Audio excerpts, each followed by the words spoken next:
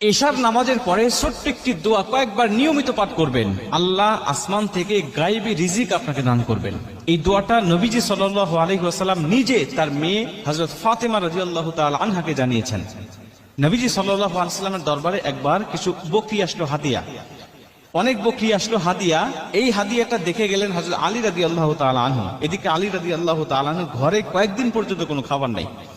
এগুলো দেখে চলে গিয়েছেন বাড়িতে, গিয়ে ফাতেমা রাদিয়াল্লাহু তাআলা আনহাকে ডাক দিয়ে বলছেন, ফাতেমা, আমি দেখে আসলাম নবীজি সাল্লাল্লাহু আলাইহি ওয়াসাল্লামের দরবারে কিছু বকরি হাদিয়া এসেছে, আমাদের ঘরে তো কয়েকদিন খাবার নাই, তুমি যাতা পিষতে পিষতে হাত দিয়ে রক্ত বের হয়, তুমি একটু নবীজির কাছে যাও, গিয়ে বলো সে যেন একটা বকরি আমাদেরকে হাদিয়া দেয়, তাহলে অন্তত আমরা ছেলে সন্তান নিয়ে কয়েকটা দিন অন্তত ভালোভাবে খেতে পারবো, আমাদের ক্ষুধাটা অন্তত নিবারণ করতে পারবো, তুমি চলে যাও তোমার পিতার দরবারে।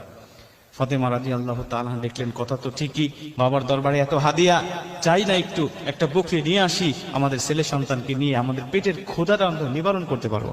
চলে গেলেন, গিয়ে বলছেন, বাবা, আমি শুনলাম আপনার দরবারে অনেক বকরি হাদিয়া এসেছে, একটা বকরি আমাদেরকে দেন, আমরা কয়েকদিন যাবত আজকে অভুক্ত অবস্থায় আছি, আমাদের সন্তান আপনার আদরের নাতি হাসান হোসেন পর্যন্ত না খেয়ে আছে, একটা বকরি হাদিয়া দেন, এটা নিয়ে আমরা একটু তাদের ক্ষুধাটা নিবারণ করতে চাই।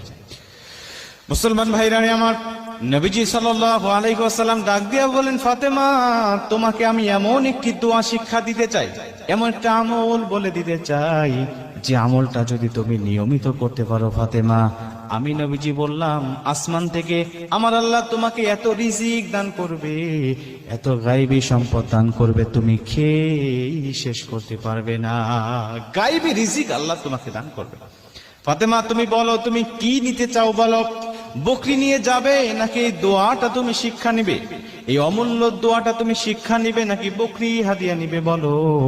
ফাতেমা ডাক দিয়া বললেন, বাবা, যদিও কয়েকদিন ধরে আমাদের বাসায় কোনো খাবার নাই, বাবা, একটা বকরি যদি আপনি হাদিয়া দেন, এটা খাইলে 2-1 দিনের মধ্যেই শেষ হয়ে যাবে, কিন্তু আপনি যদি অমূল্য সম্পদ আল্লাহ পাকের পক্ষ থেকে পাওয়ার মতো কোনো আমল বলে দেন, ওটাই তো হবে আমাদের জন্য শ্রেষ্ঠ একটা মাধ্যম, কারণ এই দোয়া, এই আমলটা, এই রিজিকটা কখনোই শেষ হবে না।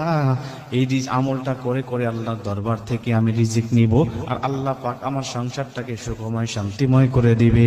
নবীজিকে যখন ফাতেমা রাদিয়াল্লাহু তাআলা আনহা এই কথাটা বললেন, নবীজি সন্তুষ্ট হয়ে গেলেন। ফাতেমা রাদিয়াল্লাহু তাআলা আনহাকে নবীজি ডাক দেয়া বলেন, ফাতেমা, তুমি আসলেই বুদ্ধিমত্তার পরিচয় দিয়েছো, তুমি চলে যাও আলী রাদিয়াল্লাহু তাআলা আনহুকে নিয়ে তুমি নিয়মিত আমলটা করতে থাকো, আমি নবীজি কথা দিলাম তোমাকে আমার আল্লাহ অগণিত রিজিক দান করে দিবে, অগণিত রিজিক আল্লাহ তোমাকে দান করবে। আমলটা কি?